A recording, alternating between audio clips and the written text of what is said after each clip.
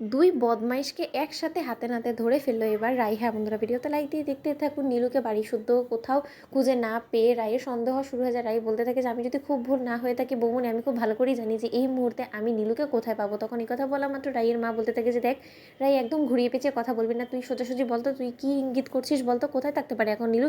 তুই নিশ্চয়ই এটা বলবি না যে এখন সূর্যদের বাড়িতে ও মুখ উঠিয়ে চলে যাবে। আমার মেয়ে এতটা নির্লজ্জ বেহায়া না যে ও মুখ উঠিয়ে এরকম করে সূর্যদের বাড়িতে গিয়ে দরজা বাইরে দাঁড়িয়ে থাকবে। কথা বলা মাত্র রাই বলতে থাকে যে মা, আমি তো এখন যাচ্ছি, যেখান থেকে আমি নীলুকে খুঁজে পাবো সেখান থেকে আমি ওকে পাঠিয়ে দেবো, তুমি একদম টেনশন করো না। ওদিকে এই কথা বলা মাত্র নীলু যখন কোয়েলকে উস্কে দেওয়ার পর রায়ের বিরুদ্ধে বাড়ি থেকে বের হতে নেয়, ঠিক সেই মুহূর্তে রায়ের সাথে মুখোমুখি হয়ে যাওয়া মাত্র রাই বলতে থাকে যে আমি ঠিক ধরেছিলাম যে দুইটা বদমাইশ একসাথেই আমি খুঁজে পাবো, কারণ তোদের দুজনের বদমাইশি আর যাই হোক না কেন আমার থেকে ভালো আর কে বুঝতে পারবে বল। এই কথা বলা মাত্র নীলু বলতে থাকে যে তুই কি বলতে চাচ্ছিস দিদিভাই বলতো, তুই মুখ সামলে কথা বল, তুই একদম তোর সংসারে অশান্তির জন্য আমাকে দায়ী করার চেষ্টা করবি না, কারণ তোর সংসারে অশান্তির জন্য একমাত্র তুই দায়ী। তোকে কে বলেছিল না গায়ে পড়ে অনির্বাণ দাদাভাইয়ের এক্স ওয়াইফকে বাড়িতে আশ্রয় দেওয়ার জন্য? আর তার থেকেও বড় কথা, আমার সংসার তো ভেঙেই গিয়েছে প্রায়, এখন শুধু ডিভোর্সটা হওয়ার বাকি, কিন্তু তোর সংসারটা যখন এখনও কিছুটা হলেও আশা জাগিয়ে রেখেছে তোর জন্য, আমি বলছি একটা কথা যে তুই চাইলে এখনও পর্যন্ত নিজের সংসারটাকে নিজের হাতে পারিস, শুধু একটু নিজের বরের প্রতি খেয়াল রাখ, কারণ তোর বরের যে পরিমাণে এখন দুর্বলতা শুরু হয়েছে কোয়েলের প্রতি, এখন তাতে দেখা যাচ্ছে যে তোর বর তো ভেসে যাচ্ছে কোয়েলের প্রেমে। তাহলে এখন তোর বরকে না সামলে রাখতে পারলে কিন্তু তোর হাত থেকে সংসারটাও চলে যাবে দিদিভাই, তাই একটু সাবধানতা অবলম্বন করিস, এতটুকুই টিপ তোকে দিয়ে গেলাম।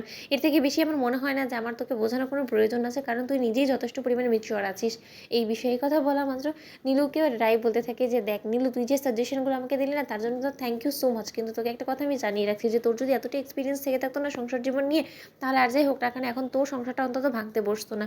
এ কথা বলে যখন নীলু ওখান থেকে চলে যায়, ঠিক সেই মুহূর্তে রাই কোয়েলের কাছে গিয়ে বলতে থাকে যে কোয়েল, তোমার এই ব্যথা যন্ত্রণা দুঃখ কষ্ট সব কিছু এক নিমিষে ভুলিয়ে দেওয়ার জন্য আমি একটা বেস্ট সলিউশন নিয়ে এসেছি, জানো তো, বলতে পারো যে তোমার এই আঘাতে মলম নিয়ে এসেছি। এই কথা বলা মাত্র কোয়েল বলতে থাকে যে কী সব বলছো ভুলভাল বলো তো।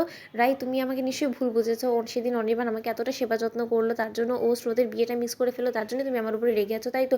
আসলে রাগ হওয়াটাই স্বাভাবিক। আমি বারবার করে দিয়াকে বলেছিলাম যে দিয়া তুমি আঙ্কালকে ফোন করো না, কিন্তু তার সত্য দিয়া আমার কোনো রকম কোনো কথা না শুনেই ও অনির্বাণকে কল করে ফেলেছে। আর অনির্বাণ আসার পর থেকে আমি ওকে বারবার করে বোঝানো সত্ত্বেও ও কেন জানি না আমাকে ছেড়ে যেতেই যাচ্ছিল না। ও আমার প্রতি এতটাই দুর্বল হয়ে পড়েছিল যে আমি কি বলবো তোমাকে বলে বোঝাতে পারছি না। যদি তুমি সেই সিচুয়েশনে থাকতে তাহলে অন্তত তুমি বুঝতে। তখন রাই বলে থাকে যে আমি নিজের চোখ দিয়ে যা কিছু দেখেছি সেটা আমার আর যাই হোক না কেন বুঝতে কোনো কিছু বাকি নেই, তাই তুমি আমাকে অন্তত কোনো কিছু বোঝাতে যেও না কোয়েল। কিন্তু তোমাকে একটা কথা বলে দিচ্ছি, আমি তোমাকে চ্যালেঞ্জ করে বলতে পারি যে তোমার খুব শখ হয়েছে তো তোমার অতীত জীবনে ফিরে যাওয়ার, তোমার অতীতের সংসারটাকে আরেকবার বুঝে নেওয়ার, তাহলে তুমি বরঞ্চ সেই চেষ্টাই করো। আগামী 15 দিনের মধ্যে আমি তোমাকে চ্যালেঞ্জ ছুড়ে বলতে পারি যে তুমি কোনোভাবেই আমার কাছ থেকে আমার ভালোবাসাকে কেড়ে নিতে পারবে না। তো বন্ধুরা, ভিডিওটি ভালো লাগলে লাইক শেয়ার সাবস্ক্রাইব করতে ভুলো না।